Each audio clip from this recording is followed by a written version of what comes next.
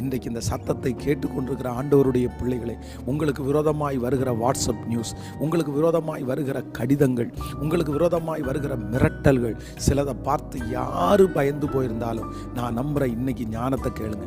அதை குறித்து ஒன்றும் கவலைப்பட வேண்டாம். இந்த நெகேமியா அந்த லெட்டரெல்லாம் கலெக்ட் பண்ணி கொண்டு போய் தேவ சமூகத்தில் வச்சு முழங்கால் படிட்டு கர்த்தரை நோக்கி, இதை பாருங்கப்பா, இவ்வளோ மோசமாக எழுதியிருக்காங்க, இவ்வளோ கேவலமாக என்னை குறித்து துர்சாட்சி எழுதியிருப்பாங்க, நீங்கள் பாருங்க ஆண்டவரேன்னு சொல்லி கர்த்தர் சமூகத்தில் வச்சான்.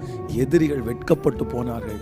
அந்த மனுஷனுடைய அலங்கத்தை கர்த்தர் கட்டு முடிக்க அவனையே கர்த்தர் பயன்படுத்தினார். நான் நம்புகிறேன் அந்த மாதிரி தான் உங்களுக்கு நடக்கும். அந்த கடிதத்தை பார்த்து பயப்படாதீங்க, அந்த நியூஸை பார்த்து பயப்படாதீங்க.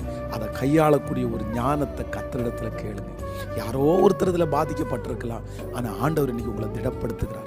வேதம் சொல்லுகிறது, எஸ்தரின் புஸ்தகத்தில் வாசிக்கும் போது முத்திரை போடப்பட்ட கடிதத்தை பார்த்து அப்படியே கலங்கிட்டாங்களாமா.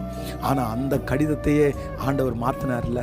தானியேலின் காலத்தில் ஒரு முத்திரை போட்டு இந்த நாளைக்குள்ள சிங்கக்கபிக்குள்ளே போடணும்னு ஒரு முத்திரை வந்துச்சு. ஆனால் வேதம் சொல்லுது அதை ராஜாவாலே உடைக்க முடியாது. ஆனால் அந்த முத்திரையை ஆண்டவர் உடைச்சார்ல. அப்போ உங்களுக்கு விரோதமாக எழுதுகிற கடிதத்தை கர்த்தர் மாற்றுறதுக்கு எவ்வளோ நேரம் ஆகும்? பயப்படாதீங்க, ஆண்டவர் உங்க கூட இருக்கார். நான் உங்களுக்காக ஜெபிக்கிறேன். தகப்பனே, இன்றைக்கு நீர் கொடுத்த இந்த ஞானத்திற்காக நன்றி அப்பா. எங்களுக்கு விரோதமாக எழுதப்படுகிற கடிதங்கள், எங்களுக்கு விரோதமாக எழுதப்படுகிற நியூஸ், இது எல்லாத்தையும் வேலை ஸ்தலத்தில் குடும்பம் சம்பந்தப்பட்டு எந்த இடத்துல எங்கள் பிள்ளைங்க கஷ்டப்பட்டாலும் இனி அதை கையாளக்கூடிய கிருபையை தாங்கப்பா. என்ன பயமுறுத்துகிற செய்திகள் வந்தாலும் அதை ரொம்ப அழகாய் ஆளுகை செய்யக்கூடிய ஒரு கிருபையை தருவீராக. மனசார ஆசீர்வதிக்கிறேன் அப்பா.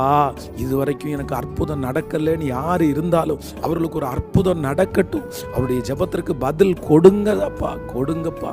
உங்களுடைய பிள்ளைகளை மனதார ஆசீர்வதிக்கிறேன். உங்களுக்கு இந்த பிள்ளைகளுக்கு இந்த நாள் ரொம்ப பிளஸிங்காக இருக்கட்டும்.